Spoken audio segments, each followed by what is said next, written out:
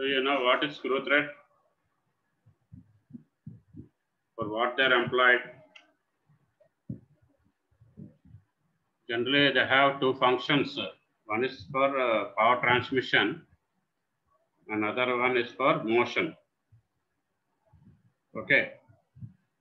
So we have to just use the screw threads to fasten or to join together two components with the help of nuts, bolts, and studs.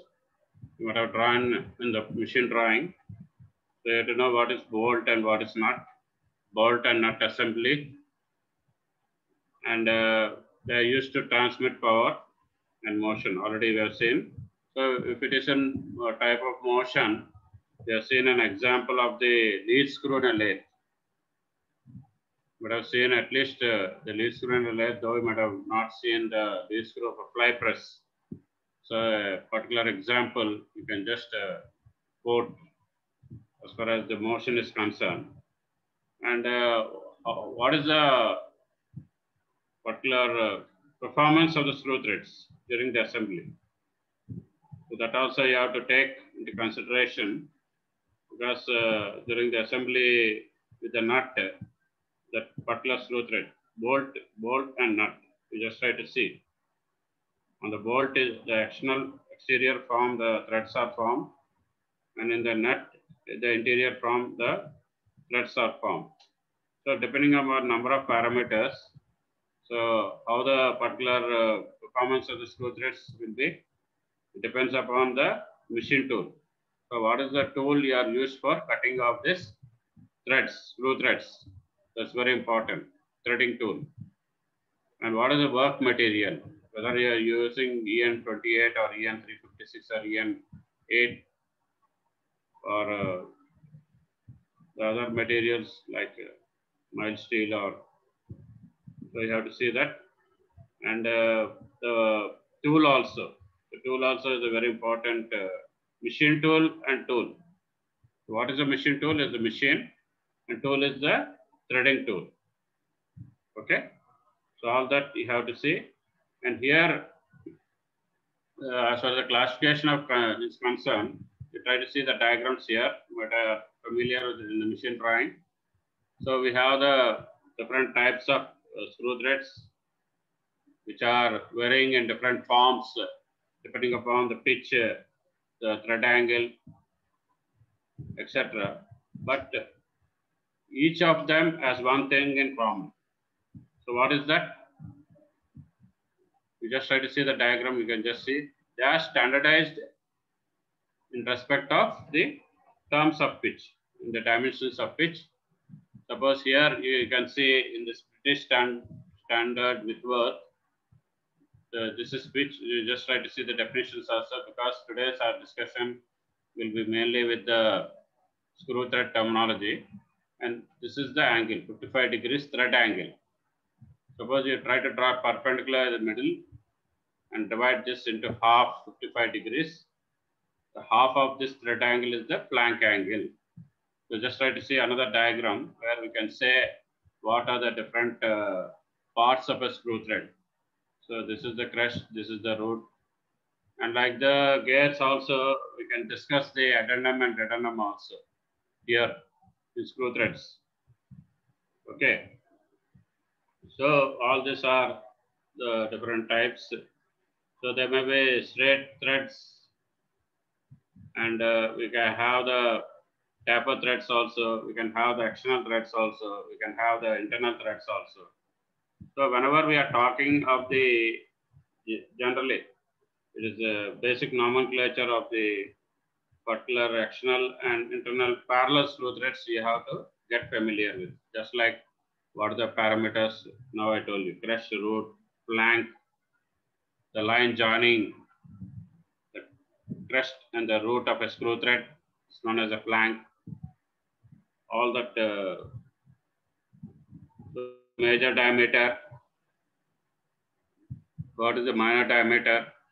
We have to know all the terminologies, because we have the metrology of this by using different external handheld micrometers.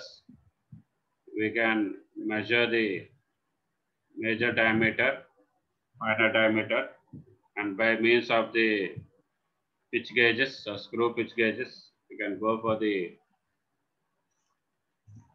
just to confirm, because in mass production you cannot go for the all the checking of the screw threads as well as the pitch are concerned or the any other parameter. So we have the optical projection methods also, just like the gears we have seen, either by using the profile projector or the tool maker's microscope. So all these are the things you can learn. And when the threads are cut on tapered cylindrical surfaces, they are known as the taper threads. And what is a screw thread actually? What is a screw thread? It's a sort of continuous helical groove. So you can see that visually of some particular cross section, of specified cross section. So they are produced on the external or internal surface of cylinder. External surface of cylinder or the internal surface of cone. So just like that you have to specify. So don't say external surface of cone, it will be wrong. So it is a external surface of cylinder. That means just like a bolt, or in terms of a nut, it is a cone. Already told you when we refer to the bolt and nut, just in the bolt and nut assembly also, we have the three types of fit, which is similar to the clearance, transition, and interference fit. They are known as fine, medium, and coarse. Fine means you can just attribute or link or compare with the clearance fit. Medium means transition fit, and coarse is the interference fit. So the particular application, according to the particular application, you can design your bolt and nut assembly also. Bolt and nut to have the functional aspects, to satisfy the functional aspects in that particular machine or any other component you are using. So we have the other type, the American standard. We have the American standard type of thread. Okay, so what is the American standard? You have to know. All this will come under the different classification of threads which are drawn in machine drawing, and the pitch is there. The thread angle is not specified, but mostly it may be equal to. So we have the ISO thread is 60. British standard with worth is 55. And the buttress thread, we have the included angle of 45 degrees. And ACME thread is 29 degrees. So just try to see, Google it, and we can say just like the American standard, it is mostly the ISO type only. It is the thread angle is 60 degrees. And suppose I say 30 degrees. What is the angle I told you? In any type of thread, there is a flank angle. Flank angle will be half of the thread angle. So we have the British Association, we have the thread angle as 47.5 degrees. Okay, already might have drawn, but this is according to the drawing. But as far as our screw threads are concerned, we are mainly concentrate on the external and internal threads. And later I'll ask you one question regarding the threads, the right hand thread and the left hand thread. I just try to answer that particular question today or tomorrow. I'll give you time, because you have to know what is the right hand thread and the left hand thread also. And the mostly commonly used thread forms we have in this particular figure. And this may be not drawn to scale, just like the machine drawing, because it's only a textbook. They may be drawn not to scale. Okay, and mostly which are the particular threads which are used common as far as the British Association series, British Whitworth and British Association series, and we have the metric thread series just like the American Standard series. So, but here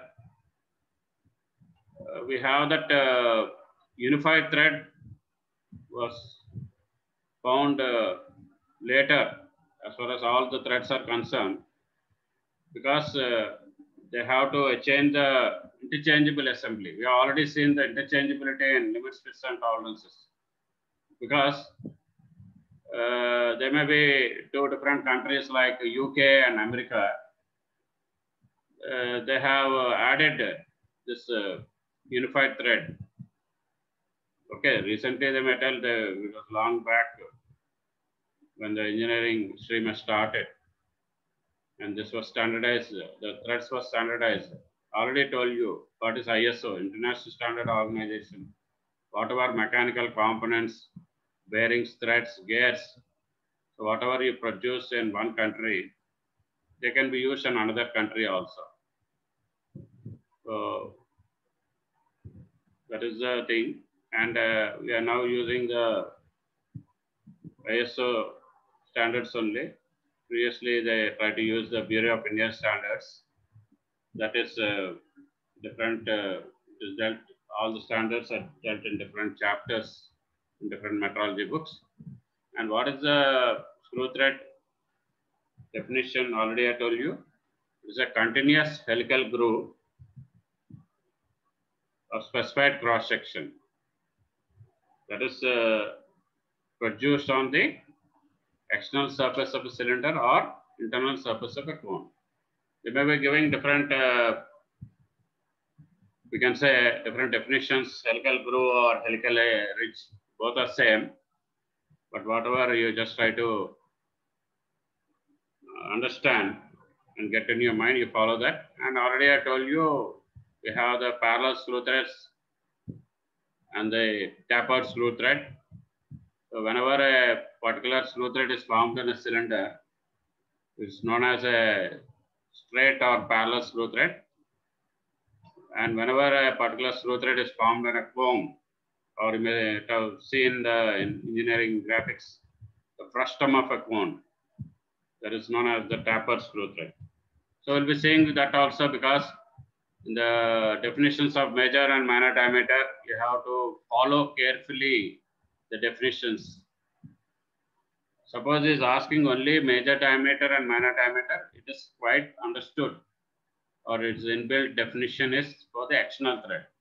Suppose he is asking specifically, you have to define the major diameter and minor diameter of the internal thread.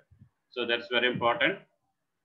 And our particular discussions, though we are mostly try to concentrate on the external screw thread terminology. So same you try to follow for the internal threads. Okay. The thread which is, we have discussed this external thread. The thread which is formed on the outside of a workpiece, just like a bolt or a stud. And whenever a thread is formed on the inside of a workpiece, it is known as an internal thread. So that is how you distinguish between male and female threads. Bolt is male, nut is female, like that. Because already we have seen some of the, like a shaft and a bush, shaft and a bush and other combinations we have seen in the limits, fits, and tolerances. But as far as the fourth definition is concerned, you can only know if you know the relation between the lead and pitch of a screw thread. So first we'll try to discuss that. It's not that we have to discuss in a textbook order or PDF order or PPT order. So what is the lead or lead of a screw thread? It's the axial distance traveled by the screw for one complete revolution. L is equal to NP. You cannot only in the rare cases the lead will be equal to pitch. Rare cases means a single start thread. In a single star thread, n is equal to 1, L is equal to P. So the formula is L is equal to NP. Suppose you try to put the value of n as 2, that is the multiple star thread. Multiple star thread. So they may be forming 2 or more helical grooves, not a single groove, unlike a single star thread. And they are equally spaced also, these grooves. The helical grooves or helical ridges. You can just define them. And they have formed the axial section of the cylinder. Okay. So whenever we have to quickly traverse, because that's very important, the traverse of the screw thread. Because in the dynamic condition, the screw threads have to have some strength. Because and for quick traverse, you should not sacrifice the core strength. Because there may be different diameters there, just like the major diameter or the core diameter or the minor diameter or the root diameter, just like that. I'm not going for the other diameter. The effective diameter we'll discuss in the metrology of the part, measurement of that effective diameter. Because it's an imaginary diameter, you cannot directly measure by any instrument or gauge. You have to use the help of the single wire or, okay, single wire is not, previously we used to discuss, now we are only discussing the 2-wire method and the 3-wire method. That we'll try to discuss that, because for that particular discussion, we have to know that pitch also, and how to take the average diameter of the 3 threads into consideration while selecting the wire of what is that? I'll try to discuss that later, because we have a derivation for that as far as the screw thread is concerned. That is PB. Okay, we'll just try to know that also. And what is the axis of a thread? It's an imaginary line which is in the longitudinal direction through the center of the screw. Through the center of the screw. So here, before discussing all these things like what are the various elements of a thread, that's also very important. Already told you major diameter is 1, minor diameter is 1, which already we have seen in the diagram. So we'll just try to show, again repeat that, we have diagram beneath. And we have the flank angle. Flank angle is half of the thread angle, and all that particular stuff. So while discussing the effective diameter, already I told you, either the 2-wire method or the 3-wire method. So we have to select the best size wire. We have a definition for that. We'll just try to see that. He's asking in the short answers, small definition, and you have to define that also. Later we'll just try to see. And what is the particular thread?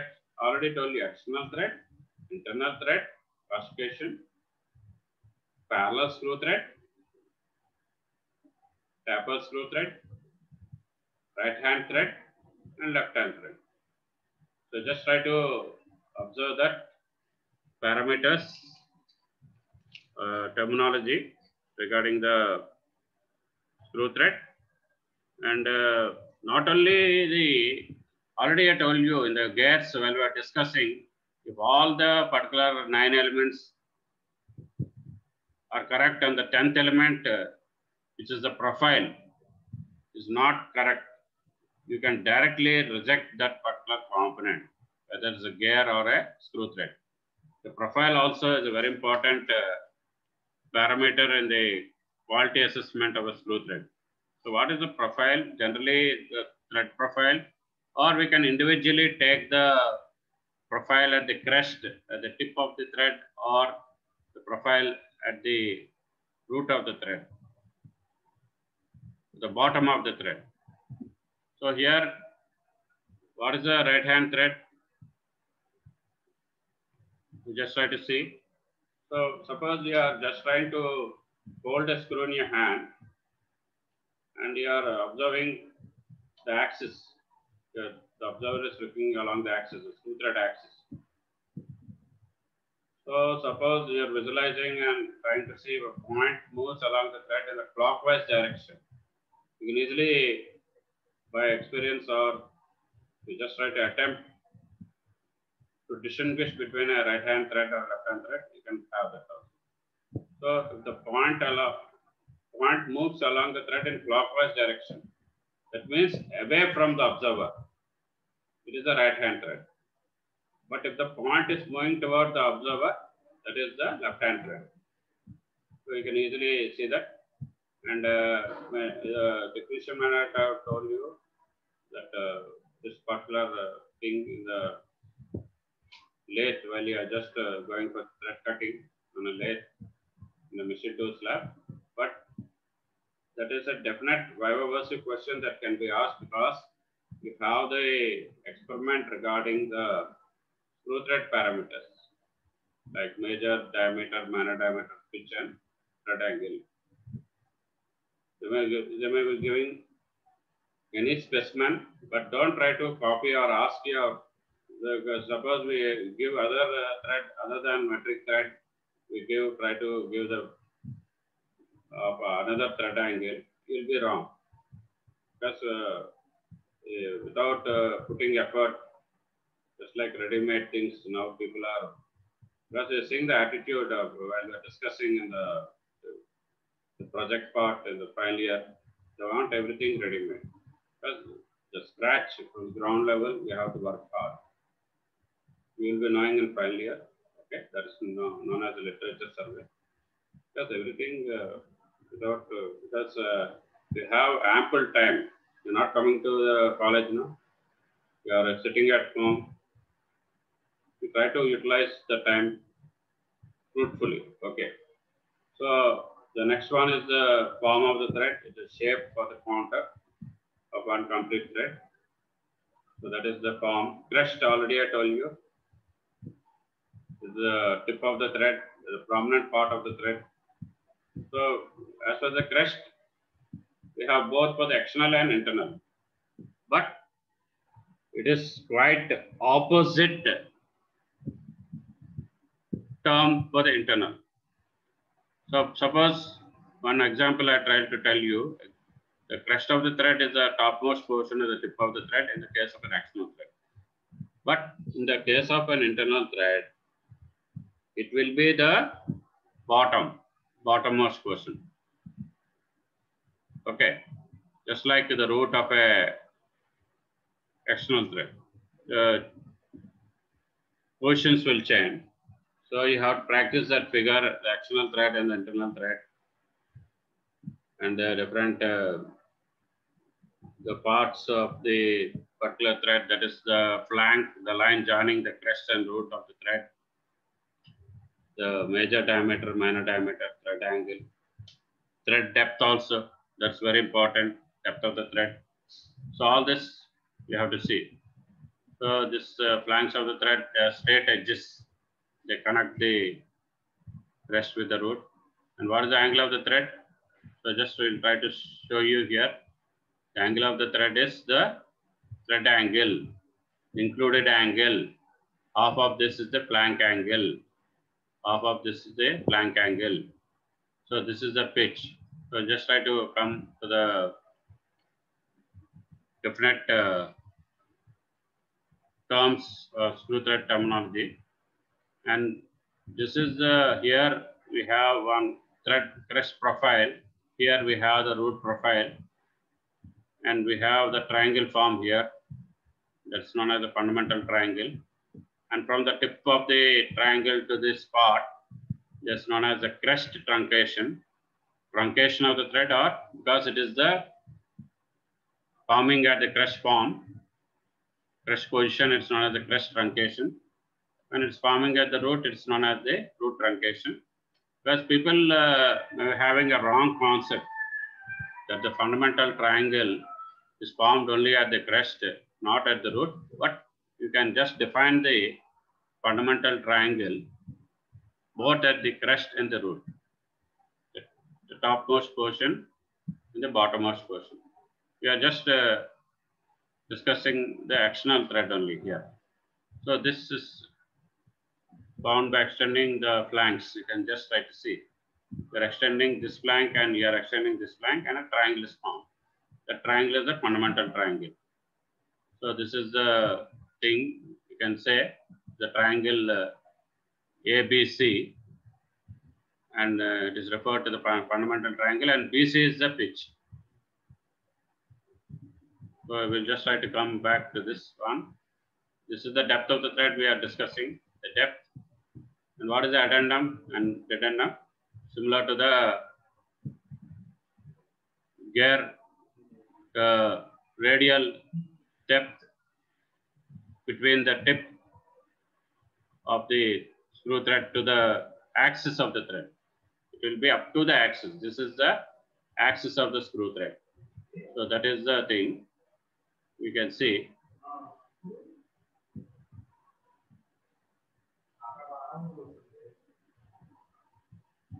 And we have the included angle. Already I told you it is a thread angle.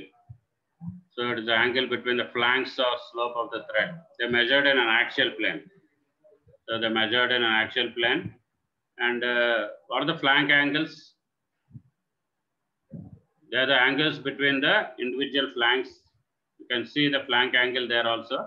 Already I told you it is a half of the thread angle. Angle between the individual flanks, and you have to draw it perpendicular to the axis of the screw thread. So when it passes through the vertex of the fundamental triangle, so just try to see what you know what is vertex, because all the words vertex, edge, all that side or any other parameter regarding a solid, because it's very important in CAD also, because it will be used in the Euler's law in the solid modeling. You have to have a formula for that one. So all that will be defined. How many number of vertices are there? How many number of edges are there? How many number of faces are there? Because you may just link it a parallelogram or a pyramid or a cuboid or a different cube.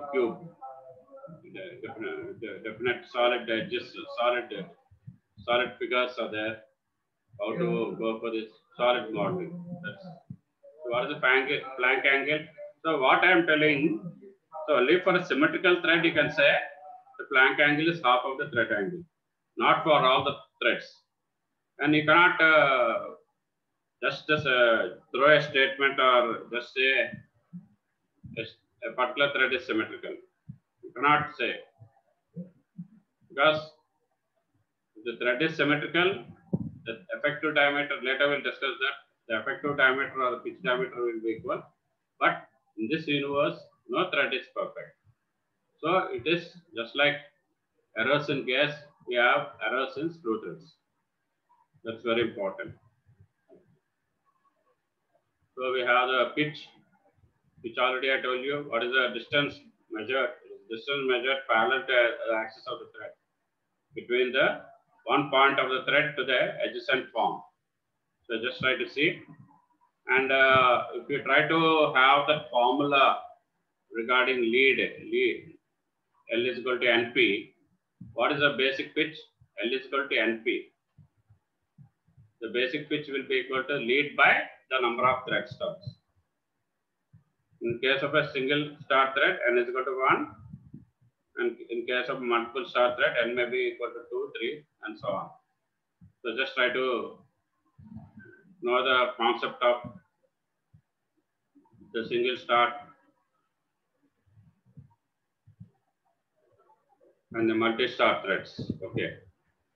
So we have that. So what is the lead? Lead is the axial distance traveled by the screw for one complete revolution. So you have to know the difference between lead and pitch. Already I told you. Lead is different, pitch is different. And you cannot say you have to necessarily try to chalk out a difference between the measurement of lead for the measurement of pitch, because if they suppose, for example, if they have uniformity in pitch, you cannot try to jump into a conclusion that you have a uniformity and lead. That's not correct. So all this, there may be there. There may be variations in lead, just like the errors in screw threads. You cannot have a perfect thread. Only in a case of a symmetrical thread, you can say that the lead is equal to pitch, or okay, lead is equal to pitch in a single star thread, but only the flank angle is half of the thread angle or included angle. So all that are the different things. Or anybody can ask, just like the module and the pitch, diametrical pitch. Here also we have the 15th, that's the term, the thread per inch. Anybody asks what is the thread per inch? It is the reciprocal of the pitch. Suppose pitch is 1.02 mm. What is the thread per inch? It is 1 by 1.02.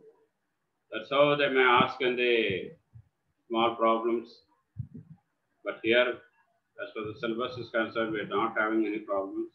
We don't have problems for this chapter. Only the design part we have to take care of. In the machine drawing, you have seen that. And we have the design of the threaded components in one of the subject also. Though we have an AU or JNTU, that is different part, but you have to know the concept of this threads, because they're used for fashioning purposes. What is the first function? Is for power transmission, and second function is for the motion, transmission of motion. So all these are there, and lead angle and thread angle is also there. Lead angle and helix angle is also there. Suppose for a straight thread, what is the lead angle? It's the angle made by the helix at the pitch line with the plane perpendicular to the axis. So whenever you are just trying to measure the angle, you have to measure the angle only in the axial plane. Axial plane. And what is the helix angle? In straight thread, the helix angle is the angle made by the helix perpendicular to the thread. Perpendicular to the axis of the thread. Perpendicular to the axis of the thread. So just try to see that. What is the difference between the, so this is the angle made by the helix of the thread at the pitch line. Sorry, that is the lead angle, plane perpendicular. Helix angle is the angle which is made by the helix at the pitch line. So just try to just got confused, sorry for that. So just anything, but we have to measure the angle in an axial plane only. You can see the diagram. Just try to see the screw thread terminology diagram, where you are just specifying the different parameters, like this one. So this is the axis of the thread, and this is the axial plane. Axial plane. So you just try to see all this particular stuff. So just try to see the figure. What is the depth of the thread? Have you seen? It is equivalent to the addendum and dedendum. But here, when we spoken of the other parameter and gap, there we have taken into clearance into consideration. Clearance. That's a very important concept. You have to understand. And what is the depth of the thread? We have seen now is the distance from the crest, or you can say the tip of the thread to the root. Root means bottom of the thread. But it is measured, you can, in the diagram you have seen, it is measured perpendicular to the longitudinal axis. Already I told you, maybe a sir might have told you in alignment test, the longitudinal motion, the longitudinal axis is parallel to the spindle axis. And the transverse movement is perpendicular to the spindle axis. That's very important because as in the last fag end of industrial experience when with machine tools building, we used to conduct the alignment test regarding runout or different flatness or straightness. Already we have seen in the different chapters. That's very important, and you can say 1 minute.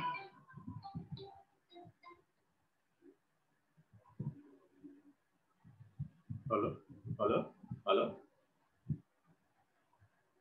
Yes, yes.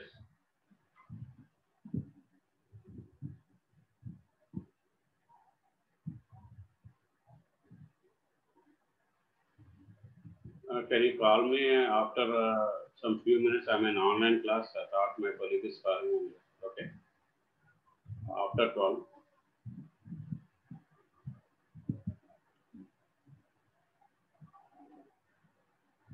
So the depth of the thread you have seen in the diagrammatic representation is perpendicular and some of the addendum and addendum.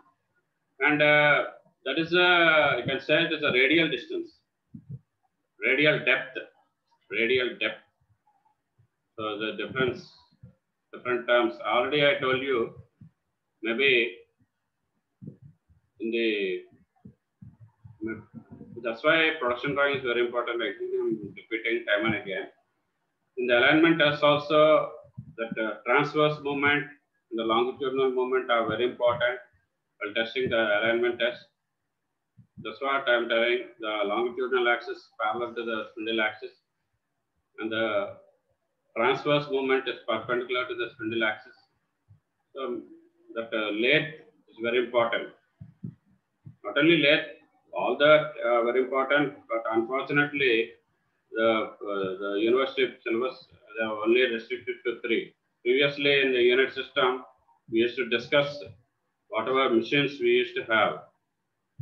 We used to discuss the shaping machine also, the planing machine also, apart from all the 3 we have studied. So just try to have a look. There's very good knowledge. Only theory, we have that old model of a lathe or just scrap. We just try to disassemble that components and try to show you how to go for the alignment test or try to conduct the alignment test. Okay, that's not related to this particular topic, but that longitudinal axis has come, the key word has come. I want to tell you that. And this is defined, measured radially between the major and minor cylinders. You can see why it's telling cylinders, because we are only discussing the external thread now. Major and minor. Major and minor. Major diameter is from here to here. Just try to see. So up to the fundamental triangle. From where it is starting? Here. And so on. So why 2 arrows is given? You just try to take a note of that, and actually you can take from here to here, or from disregarding the fundamental triangle, you can take from here to here. So minor diameter, major diameter is given by capital D, and minor diameter is given by small d, and you can just check with the external handheld micrometers. And whenever you are using any micrometer, you have to check the error also, whether we are having the positive error and negative error. And time and again, you have to go for calibration. That's one of the experiments in the lab. 1-year caliper, comparator,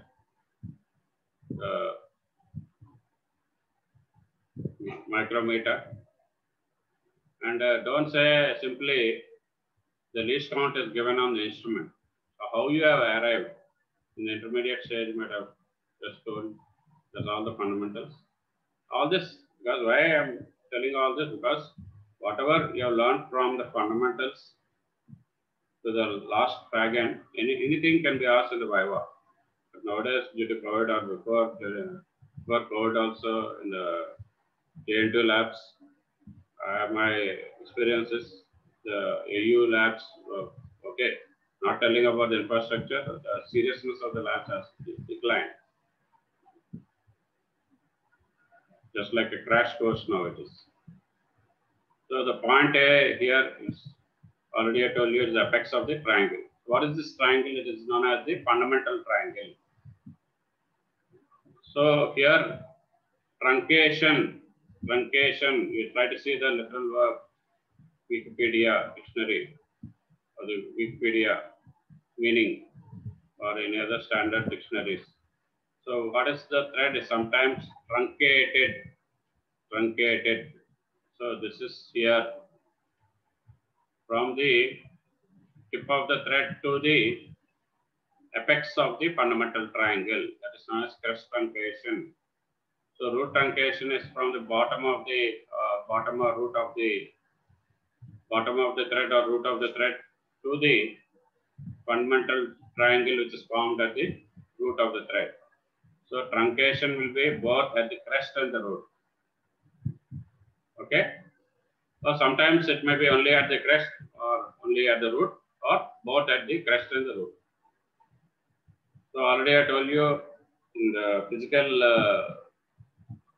meaning of this by showing the arrows. But what is the truncation of the crest? Is the radial distance. Again, this is the radial distance, just like depth of the thread. From the crest to the nearest apex.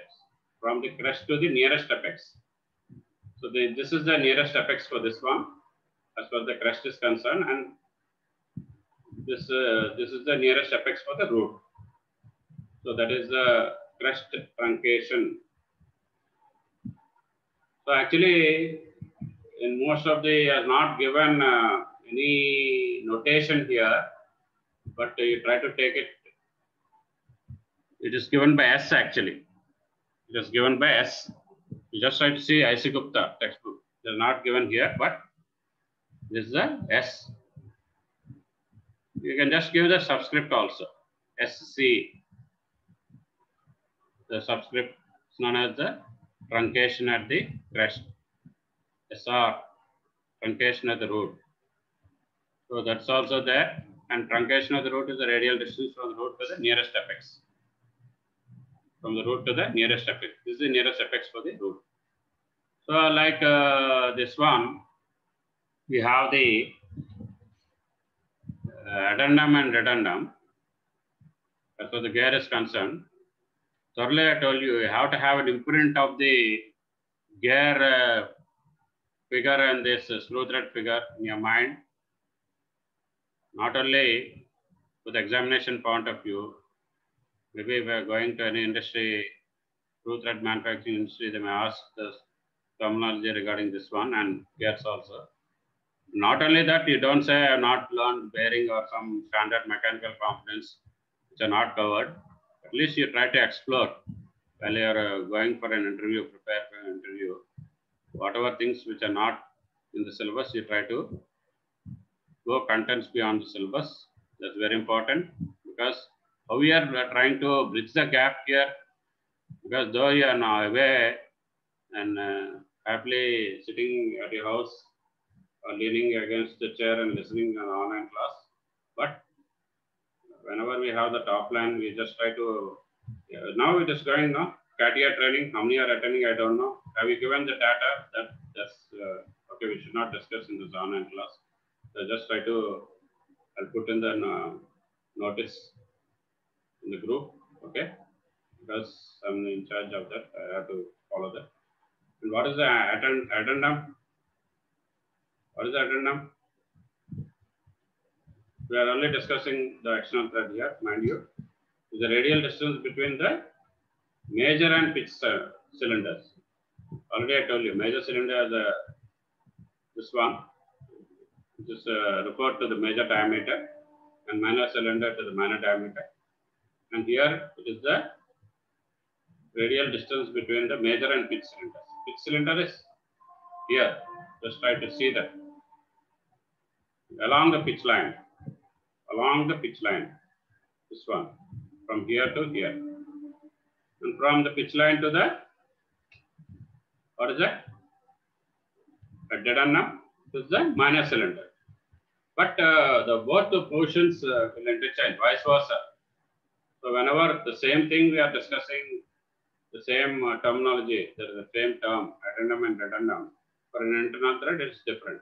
Suppose for an internal thread, it's the radial distance between the minor and pitch cylinders. Minor and pitch cylinders.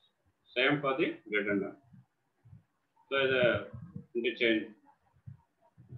So we are coming to the fag end. I don't want to discuss this one because if I discuss as a fag end, you may be not remembering the terms.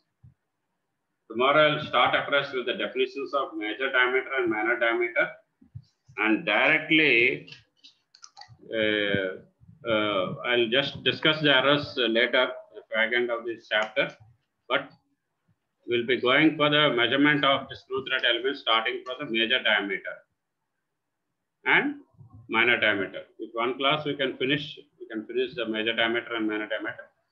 After the derivation of best size wire, because you have to select a suitable wire of best size dB, best size diameter, that I'll try to explain you, and then we'll try to go to the effective diameter using the 2-wire method and the 3-wire method. In some of the textbooks is the 2-wire system and 3-wire system. Both are same. Don't confuse yourself because you may be asking other way in the examination. And we have the pitch, we have the flank angle and thread form profile. So we'll just cover all this maybe in 4 or 5 to 6, maximum 6 classes or 5 to 6 classes. They're not in a hurry, but we'll try to complete in July 1st week. We have the classes, reception classes by the end of the June, because already today is June 24th. You can complete at the June end or first week of July, all this particular chapter. If anything is left behind, we'll try to continue and cover in the July 1st week, as far as the syllabus is concerned. You can come out, I'm not asking, you can come next class, I'll ask you if you have any doubt in other chapters held by other faculty, maybe the alignment test, because very important. After this, I'll try to repeat that particular chapter or that particular topic. And thank you for patient hearing. Thank you.